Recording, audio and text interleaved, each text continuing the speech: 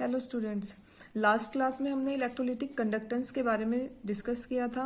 आज हम डिस्कस करते हैं इलेक्ट्रोलिटिक कंडक्टेंस, कंडक्टिविटी और मोलर कंडक्टिविटी पे कंसंट्रेशन का क्या इफेक्ट होता है। ठीक है, देखिए लास्ट क्लास में हमने मोलर कंडक्टिविटी और स्पेसिफिक कंडक्टेंस, जिसको आपने कंडक्टिविटी भी कहा था, उनके बीच में हमने रिलेशनशिप किया था। और वो रिलेशनशिप था molar conductivity is equal to kappa into 1000 divided by C. ठीक है, यहाँ पे लैम्डा एम रिप्रेजेंट कर रहा है मोलर कंडक्टिविटी को, कापा रिप्रेजेंट कर रहा है कंडक्टिविटी को, या जिसे आपने स्पेसिफिक कंडक्टेंस भी कहा था, और सी यहाँ पे रिप्रेजेंट कर रहा है कंसंट्रेशन सॉल्यूशन की, जो कि रिप्रेजेंट किया था हमने मोलैरिटी की टर्म में। ठीक है, अब यहाँ पे जो 1000 अपॉन एम है, अपॉन सी है, इसको आप वी भी लिख सकते हो। वी इज द वॉल्यूम, और वो हम कैसे लिख सकते हैं, यानी कि अगर v मैं लिखूंगी तो फॉर्मूला हो जाएगा lambda M is equal to kappa into v, जहां पे v रिप्रेजेंट कर रहा है वॉल्यूम ऑफ सॉल्यूशन को। अब ये रिलेशनशिप कैसे आया, देखिए मोलैरिटी, हमने कहा कि c यहाँ पे मोलैरिटी को रिप्रेजेंट कर रहा है, और अगर मैं मोलैरिटी का फॉर्मूला करती हूँ तो मोलैरिटी का फॉर्मूला हम करते हैं नंबर ऑफ मोल्स डिजोल्व पर litre of the solution. Volume आपकी लीटर में होती है, लेकिन अगर ये वॉल्यूम आपकी मिलीलीटर में गिवन होती है तो उसको लीटर में कन्वर्ट करने के लिए हम ऊपर 1000 से मल्टीप्लाई करते हैं। ठीक है, तो ये फॉर्मूला था आपका मोलैरिटी का, जो आपने सॉल्यूशन यूनिट में पढ़ा होगा। अब देखिए यहाँ पे हमने जब मोलर कंडक्टिविटी को डिफाइन किया था लास्ट क्लास में, कैसे डिफाइन किया था हमने कहा था it is a conducting power of all electrolytes which are produced by dissolving 1 mole of electrolyte. हमने यहाँ पे स्पेसिफाई किया था मोलर कंडक्टिविटी के लिए इलेक्ट्रोलाइट का जो अमाउंट है दैट शुड बी 1 मोल। अगर यहाँ पे इलेक्ट्रोलाइट 1 मोल होगा तो यहाँ पे m किसके इक्वल हो जाएगा 1000 अपॉन v।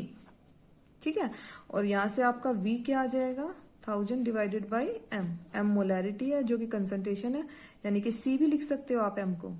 तो यार 1000 अपॉन सी, और 1000 अपॉन सी की जगह मैंने क्या लिखा है वॉल्यूम लिखा है v।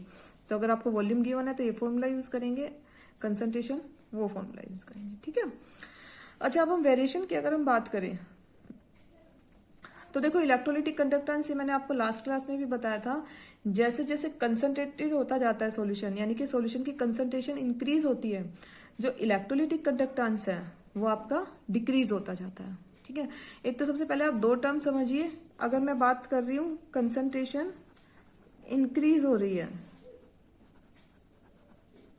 इट मीन्स डाइल्यूशन आपका डिक्रीज हो रहा है। दोनों में से मैं कोई भी वर्ड यूज करूं, अगर मैं बात कर रही हूं इंक्रीज इन कंसंट्रेशन तो सिंपल सी बात है मैं बात कर रही हूं डिक्रीज इन डाइल्यूशन। अगर मैं बात कर रही हूं कि decrease in dilution, it means मैं बात कर रही हूं इंक्रीज इन कंसंट्रेशन की। अगर मैं कहूं डिक्रीज इन कंसंट्रेशन तो मैं बोल रही हूँ कि डाइल्यूशन इंक्रीज हो रहा है। अगर मैं कह रही हूँ इंक्रीज इन डाइल्यूशन तो मैं कह रही हूँ कि कंसंट्रेशन डिक्रीज हो रही है। ठीक है, तो जैसे कि मैंने अभी बताया कि लास्ट क्लास में हमने किया था इलेक्ट्रोलिटिक कंडक्टेंस जो होता है वो कंसंट्रेशन इंक्रीज होने के साथ साथ डिक्रीज होता है। ऐसा क्यों था, ऐसा इसलिए था क्योंकि इलेक्ट्रोलिटिक कंडक्टेंस जो था वो नंबर ऑफ आयंस के ऊपर डिपेंड कर रहा था, और जो कंसंट्रेटेड सॉल्यूशंस हैं उसके अंदर जो भी सोल्यूट पार्टिकल्स के जो आयंस थे इलेक्ट्रोलाइट के, उन आयंस के बीच की जो डिस्टेंस है वो डिक्रीज हो जाती है। ठीक है, कैसे डिक्रीज हो जाती है डिस्टेंस, क्योंकि कंसंट्रेटेड सॉल्यूशंस है, नंबर ऑफ आयंस उसके अंदर बहुत ज्यादा है। कंसंट्रेटेड सॉल्यूशन मतलब सोल्यूट का अमाउंट बहुत ज्यादा है सॉल्वेंट के कंपैरेटिव, तो अगर उसका अमाउंट ज्यादा है सोल्यूट का तो इट मीन्स उसके जो आयंस हैं उनके बीच की डिस्टेंस बहुत कम होगी, उनके बीच में फोर्स ऑफ अट्रैक्शन बहुत ज्यादा होंगे, तो जो आयंस है अपोजिटली चार्ज्ड आयंस है वो स्ट्रांगली एक दूसरे की तरफ अट्रैक्टेड होंगे। और अगर आयंस वो स्ट्रांगली एक दूसरे के साथ बाइंड है, इट मीन्स वो फ्रीली मूव नहीं कर पा रहे हैं कंसंट्रेटेड सॉल्यूशन में, और जब तक आयंस फ्रीली मूव नहीं करेंगे तो आपका इलेक्ट्रोलिटिक कंडक्टेंस क्या होगा, बहुत लेस होगा। ठीक है, क्योंकि इलेक्ट्रोलिटिक कंडक्टेंस आयंस के ऊपर ही डिपेंड कर रहा है, नंबर ऑफ आयंस और उनके मूवमेंट के ऊपर डिपेंड कर रहा है। तो in electrolytics the electrolytic conductance decreases with increase in concentration because the distance between the oppositely charged ions decreases and their movement becomes difficult. ठीक है, तो ये तो बात हुई इलेक्ट्रोलिटिक कंडक्टेंस की, जो हमने लास्ट क्लास में भी मैंने आपको बताया था। अब हम बात कर रहे हैं कंडक्टिविटी की। देखो कंडक्टिविटी का क्या है कि जो कंडक्टिविटी है आपकी, कंडक्टिविटी डिक्रीज होती है विद इंक्रीज इन डाइल्यूशन। ऐसा क्यों होता है कि कंडक्टिविटी डिक्रीज हो रही है विद इंक्रीज इन डायल्यूशन? इसका रीजन ये है कि देखो हमने कापा का एक फॉर्मूला किया था लास्ट क्लास में, अगर आप अपने नोट्स निकाल के चेक करेंगे तो कापा हमारा जो था वो आया था कंडक्टेंस इंटू एल अपॉन ए। लेंथ थी एल और ए था एरिया। किसकी लेंथ थी? अगर आप बात करें कंडक्टर ले रहे हैं, वायर की फॉर्म में ले रहे हैं, तो उस वायर की लेंथ और उस वायर का ही एरिया। लेकिन अगर मैं सॉल्यूशन की बात करूं और सॉल्यूशन मैंने किसी ट्यूब के अंदर फिल किया है, तो इस ट्यूब का, जिस ट्यूब के अंदर सॉल्यूशन फिल है, इस ट्यूब की लेंथ कितनी ली है और इसका एरिया ऑफ क्रॉस सेक्शन कितना है, वो यहाँ पे एल और ए डिनोट कर रहे थे। ठीक है, अब देखिए सपोज पहले मैंने सिर्फ इसका इतना पार्ट में इलेक्ट्रोलाइट सॉल्यूशन फिल था, इलेक्ट्रोलिटिक सॉल्यूशन आपका, ठीक है, और आयंस जो भी थे इलेक्ट्रोलाइट्स के वो सिर्फ इतने ही पार्ट में थे। लेकिन डायल्यूशन के बाद जो मैंने इतना डायल्यूशन कर दिया, अब इसका टोटल वॉल्यूम इतना हो गया है डायल्यूशन के बाद, और जो आयंस थे वो पूरे ये इतने ही आयंस इसके अंदर भी आके स्प्रेड हो गए हैं। तो it means number of particles per unit length decrease हो रहे हैं आपके ऑन डायल्यूशन। और अगर नंबर ऑफ पार्टिकल्स या number of ions per unit length decrease हो जाएंगे विद इंक्रीज इन कंसंट्रेशन, तो आपका स्पेसिफिक कंडक्टेंस है जिसको आप कंडक्टिविटी कह रहे हैं वो क्या हो जाएगा? डिक्रीज हो जाएगा। ठीक है, क्योंकि कंडक्टिविटी भी डिपेंड कर रही है किसके ऊपर? पर यूनिट लेंथ के अंदर जितने भी आपके आयंस हैं उसके ऊपर डिपेंड करती है। ठीक है, अब बात करते हैं मोलर कंडक्टिविटी की, जो आपका सबसे इंपॉर्टेंट टॉपिक है। इसके ऊपर क्वेश्चन डेफिनेटली आता है, इसके वेरिएशन के ऊपर एग्जाम के अंदर भी। तो जो मोलर कंडक्टिविटी है वो चाहे स्ट्रॉन्ग इलेक्ट्रोलाइट की है या फिर वीक इलेक्ट्रोलाइट की है, मोलर कंडक्टिविटी इंक्रीज होती है विद इंक्रीज इन डायल्यूशन। ठीक है, मोलर कंडक्टिविटी डिक्रीज होगी with increase molar conductivity increase होगी विद इंक्रीज इन डायल्यूशन। इसका रीजन क्या है? देखो अभी बताया, ये वॉल्यूम पे डिपेंड कर रही है, और जैसे जैसे आप डाइल्यूट करते जाओगे, सोलवेंट और ऐड करते जाओगे, वॉल्यूम क्या होता जाएगा? इंक्रीज होता जाएगा, और जैसे जैसे वॉल्यूम इंक्रीज होता जाएगा मोलर कंडक्टिविटी भी इंक्रीज होती जाएगी। ठीक है, लेकिन इसके वेरिएशन में सिर्फ इतना ही नहीं है, इसके वेरिएशन में आपको डिटेल्ड एक्सप्लेनेशन देनी है कि मोलर कंडक्टिविटी में आप स्ट्रॉन्ग इलेक्ट्रोलाइट ले रहे हो, वीक इलेक्ट्रोलाइट ले रहे हो, दोनों की मोलर कंडक्टिविटी पे डायल्यूशन का क्या इफेक्ट हो रहा है। तो अब सबसे पहले हम करते हैं इफेक्ट ऑफ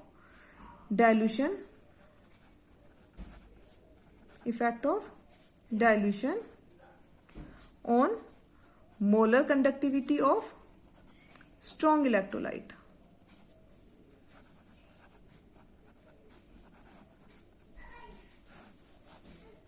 ठीक है, देखो स्ट्रॉन्ग इलेक्ट्रोलाइट के लिए जो मोलर कंडक्टिविटी थी, अब ये तो हमने आपको बता दिया, मोलर कंडक्टिविटी चाहे वो स्ट्रॉन्ग इलेक्ट्रोलाइट की हो या फिर वीक इलेक्ट्रोलाइट की हो, इंक्रीज होगी विद इंक्रीज इन डायल्यूशन।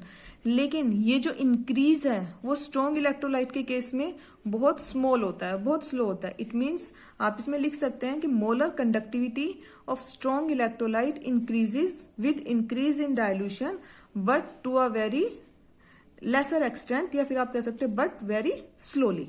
ठीक है, और अगर इसका अपोजिट करें, कंसंट्रेशन अगर मैं इंक्रीज करूंगी तो इंक्रीज इन कंसंट्रेशन के साथ क्या होगा? वो डिक्रीज हो जाएगा। ठीक है, पहले हम इसका एक्सप्लेनेशन करते हैं, इसका ग्राफ करते हैं, उसके बाद हम बताएंगे कि जो इंक्रीज है ये इतना स्लोली क्यों है।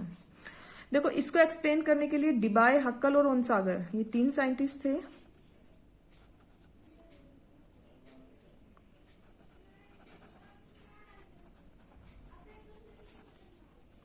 डिबाय, हक्कल, ओनसागर, इन्होंने एक इक्वेशन दी थी, जो इक्वेशन रिप्रेजेंट कर रही थी the variation of molar conductivity of strong electrolyte with dilution. और वो इक्वेशन क्या थी? वो इक्वेशन थी lambda M is equal to lambda M note minus A square root of C. ठीक है, यहाँ पे लैम्डा एम क्या है? सेम उसी तरह लैम्डा एम है आपका molar conductance. Lambda M naught क्या है? यहाँ पे लैम्डा एम नोट है molar conductance at infinite dilution.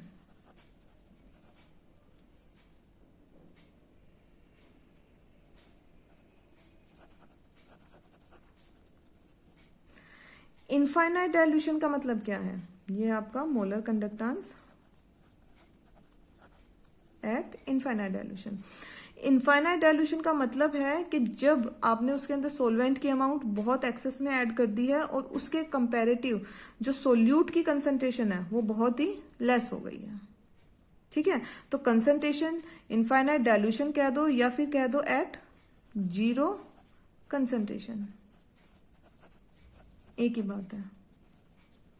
Dilution हमने बहुत एक्सेस में कर दिया है या फिर कंसंट्रेशन हमने क्या कर दिया, जीरो कर दिया है। ठीक है, यानी कि जब हमने सोलवेंट की अमाउंट बहुत एक्सेस में ऐड कर दी है तब उसको आप क्या कहते हो, molar conductance at infinite dilution. इसको आप ऐसे भी रिप्रेजेंट कर सकते हो, लैम्डा एम नोट को लैम्डा एम इंफिनिटी, ये है molar conductance at zero concentration या molar conductance at infinite dilution. आप कोई भी रिप्रेजेंटेशन ले सकते हो इसको रिप्रेजेंट करने के लिए, दोनों ही रिप्रेजेंटेशन ठीक है आपकी, करेक्ट है आपकी। ठीक है, अब देखो उन्होंने ग्राफ ड्रॉ करने के लिए क्या, अच्छा सी यहाँ पे कंसंट्रेशन है, ए यहाँ पे क्या है, ए आपका कांस्टेंट है, इसकी वैल्यू भी बताते हैं कैसे कैलकुलेट करते हैं।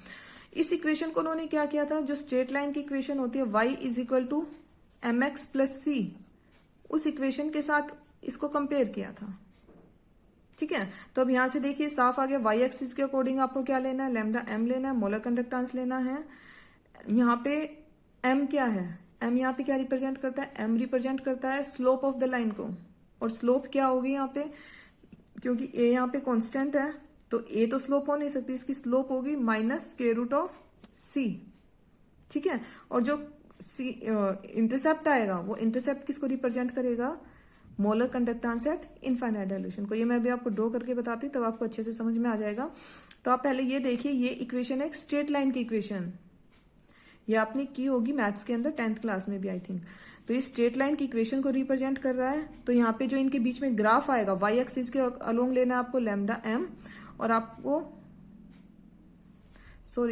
मैंने आपको ये बता दिया, यहाँ पे जो एक्स एक्सिस है, एक्स एक्सिस के अलोंग आएगा आपका स्क्वायर रूट ऑफ सी।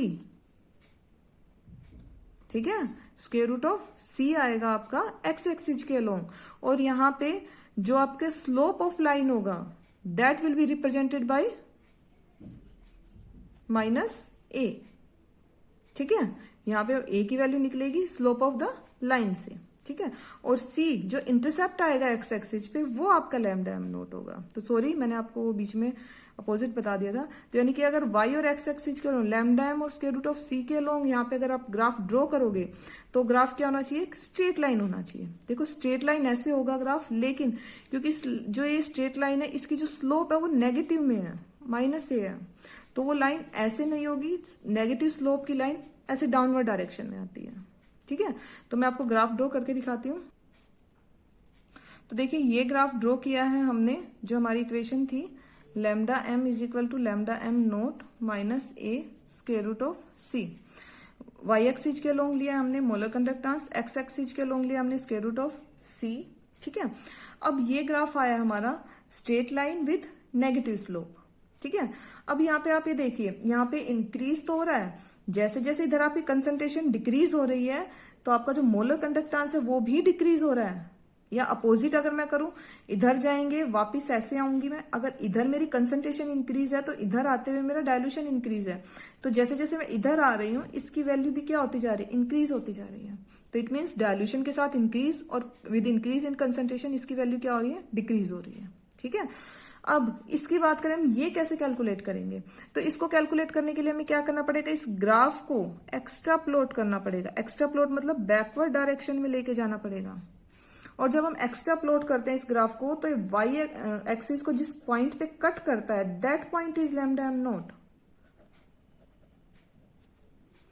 ये पॉइंट है आपका lambda M naught, extra plot करने के लिए। समझ में आया आपको? तो स्ट्रॉन्ग इलेक्ट्रोलाइट के लिए जो मोलर कंडक्टेंस है एट इनफाइनाइट डाइल्यूशन वो आप कैलकुलेट कर सकते हो। कैसे कैलकुलेट करोगे, by the extrapolation of graph. ए यहाँ पे स्लोप है, इस लाइन की आप अगर स्लोप निकालेंगे तो स्लोप से आप ए कैलकुलेट कर सकते हैं, बट अभी इसका कोई यूज नहीं है आपके लिए, इसलिए मैं इसके एक्सप्लेनेशन अभी यहाँ पे नहीं दे रही हूँ। ठीक है, तो इस ग्राफ के थ्रू हमें क्या पता चल गया, इस ग्राफ से हमें डिबाई हक्कल ओनसागर इक्वेशन के थ्रू हमें ये पता चल गया कि स्ट्रॉन्ग इलेक्ट्रोलाइट के लिए मोलर कंडक्टेंस इंक्रीज होता है विद इंक्रीज इन डाइल्यूशन, या आप ये कह सकते हैं डिक्रीज होता है विद डिक्रीज होता है विद इंक्रीज इन कंसंट्रेशन। ठीक है, और molar conductance for strong electrolyte eight infinite dilution can be calculated by extra plotting the graph. इस ग्राफ को बैकवर्ड डायरेक्शन में जाओ, जिस पॉइंट पे जाके ये इसको कट करेगा वाई एक्सिस को, वो पॉइंट क्या होगा, लैम्डा एम नोट। अब बात आती है कि जो मैंने आपको सबसे पहला पॉइंट बताया था स्टार्टिंग में कि स्ट्रॉन्ग इलेक्ट्रोलाइट के लिए डायल्यूशन के साथ मोलर कंडक्टेंस स्लोली इंक्रीज क्यों हो रहा है। देखो इसका रीजन ये है कि जो स्ट्रॉन्ग इलेक्ट्रोलाइट्स है, जैसे कि हमने डेफिनेशन में किया था, दे आर कंप्लीटली आयनाइज्ड, ठीक है, eight all concentration of solution. Solution कैसा भी हो वो कंप्लीटली आयनाइज होते हैं। इट मींस डायल्यूशन के साथ उनके अंदर नंबर ऑफ आयंस पे तो इफेक्ट नहीं पड़ा। क्यों? क्योंकि वो कंप्लीटली आयनाइज पहले ही हो चुके थे, जितने आयंस प्रोड्यूस करने थे वो पहले ही प्रोड्यूस कर चुके थे। डायल्यूशन के साथ नंबर ऑफ आयंस का उनके ऊपर कोई इफेक्ट नहीं हुआ है। तो फिर इंक्रीज क्यों हुआ? इंक्रीज इसलिए हुआ क्योंकि जैसे जैसे डायल्यूशन इंक्रीज होता है, जो अपोजिटली चार्ज आयंस थे उन आयंस के बीच की डिस्टेंस स्लाइटली इंक्रीज होती है, और आयंस के बीच की अगर डिस्टेंस इंक्रीज होगी तो वो क्या कर पाएंगे, फ्रीली मूव कर पाएंगे। इसलिए वो भी क्या होगा, मोलर कंडक्टेंस इंक्रीज होता है। समझ में आ गया? तो आपको इसके अंदर ये पॉइंट्स लिखने हैं कि for strong electrolyte the number of ions remains constant at all concentration, ठीक है, because strong electrolytes are completely ionised at all concentration of solution, but the slight increase in molar conductance is because of the increase between the increase in the interionic distance, ठीक है, increase in distance between the ions, oppositely charged ions। ये clear हो गया आपका। अब बात करते हैं हम वीक इलेक्ट्रोलाइट के लिए। तो अब आपका नेक्स्ट टॉपिक है variation in molar conductance for weak electrolyte with dilution या विद कंसंट्रेशन, आप कुछ भी मेंशन कर सकते हैं, ठीक है। इसको कैसे एक्सप्लेन करेंगे? देखिए इसमें तो हमने कहा था स्ट्रॉन्ग इलेक्ट्रोलाइट में कि इंक्रीज हुआ, लेकिन स्लोली इंक्रीज हुआ। इंक्रीज यहां भी हो रहा है। क्यों इंक्रीज होगा? इसका मैंने आपको स्टार्टिंग में बताया था। इंक्रीज इसलिए होता है क्योंकि वॉल्यूम इंक्रीज होती है डायल्यूट करने के साथ साथ, और जब वॉल्यूम इंक्रीज होगी तो ये भी इंक्रीज होगा, ठीक है। लेकिन डिफरेंस क्या है, वीक इलेक्ट्रोलाइट के लिए जो इंक्रीज है वो बहुत शार्प इंक्रीज होता है, बहुत फास्ट इंक्रीज होता है, ठीक है। यानी कि जो स्ट्रॉन्ग इलेक्ट्रोलाइट के केस में जो वेरिएशन बहुत स्लो था, बहुत लेस था, यहां पे वो वेरिएशन क्या हो जाता है, बहुत फास्ट हो जाता है। इसको अगर हम ग्राफ से रिप्रेजेंट करना चाहें, इसके लिए ऐसी कोई इक्वेशन नहीं है जैसे वहां पे डिबाय हक्का लोनसागर इक्वेशन थी, इस टाइप की कोई भी इक्वेशन वीक इलेक्ट्रोलाइट के लिए नहीं है। अगर हम यहाँ पे एक्सप्लेन करना चाहें ग्राफ के थ्रू इसको, तो हम इस तरह से एक्सप्लेन कर सकते हैं। इधर हमने लिया है स्क्वायर रूट ऑफ कंसंट्रेशन, तो ये जो चेंज आएगा, वेरिएशन आएगा, वो ऐसे आएगा। ये देखिए बहुत शार्प इंक्रीज है। ये ग्राफ था एसिटिक एसिड के लिए, अगर मैं यहाँ पे ड्रॉ कर रही हूँ, ठीक है। जो इंक्रीज या डिक्रीज है वो बहुत शार्प है, ठीक है। अब ऐसा क्यों है कि वीक इलेक्ट्रोलाइट के लिए जो इंक्रीज हो रहा है वो बहुत ज्यादा है, और स्ट्रॉन्ग इलेक्ट्रोलाइट के लिए जो मोलर कंडक्टेंस डायल्यूशन के साथ इंक्रीज हुआ था वो बहुत कम है। इसका रीजन ये है कि वीक इलेक्ट्रोलाइट्स, आपको पता है, कंसंट्रेटेड सॉल्यूशंस के अंदर बहुत लेस अमाउंट में डिसोसिएट होते हैं या आयनाइज होते हैं। जैसे जैसे डायल्यूशन इंक्रीज होता है, the dissociation of weak electrolytes in the solution increases. अगर डिसोसिएशन इंक्रीज होगा, it means the number of ions in the solution will increase, और अगर नंबर ऑफ आयंस सॉल्यूशन में इंक्रीज होंगे तो मोलर कंडक्टेंस भी क्या होगा, इंक्रीज होगा, ठीक है। तो यहाँ पे जो मेन इंक्रीज है वो किसकी वजह से, because of increase in number of ions. ये मैं बार बार बता रही हूँ, जो ग्राफ है ये इंक्रीज इन कंसंट्रेशन के साथ है, इसलिए डिक्रीजिंग में। अगर मैं इधर जाऊंगी तो इंक्रीज इन डायल्यूशन बताएगा, और इधर वापस जा रहे हो तो ये इंक्रीज होता जा रहा है, ठीक है। अब देखिए इसके अंदर तो हमारे पास क्या था, molar conductance at infinite dilution था, जो हमने क्या किया था, ग्राफ को एक्स्ट्रा प्लॉट करके कर दिया था।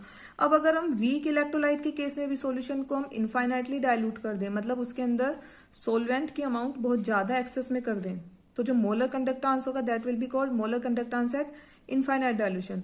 उसको हम वीक इलेक्ट्रोलाइट में कैसे कैलकुलेट करेंगे? देखो इस ग्राफ को मैं एक्स्ट्रा प्लॉट करती हूँ।